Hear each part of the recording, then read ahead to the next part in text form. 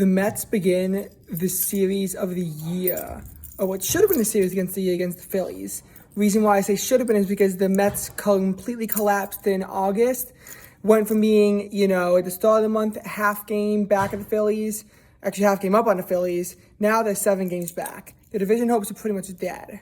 However, this series still means a lot. The Mets are only a game and a half up on the Reds. They got some distance against the Reds, but not much. So this series absolutely still matters for the perspective of the wild card. And if the Mets want to attempt to get the second wild card spot, again, very tough. You need to win these games.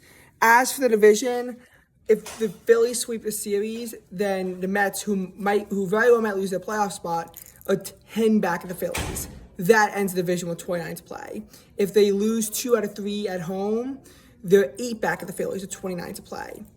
Again, almost impossible to come back from that kind of a deficit.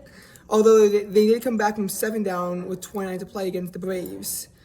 If they take 2 out of 3 from the Phillies, they'll only be 6 back. Again, division is pretty much dead, barring a major Phillies collapse, but it's possible. If they sweep the series, they'll clinch the tiebreaker against the Phillies with a 7-2 record, and they'll only be 4 back at the Phillies, 29 to play, and 4 against each other. So the Mets, to really have a shot at winning the division, need to pull off a sweep.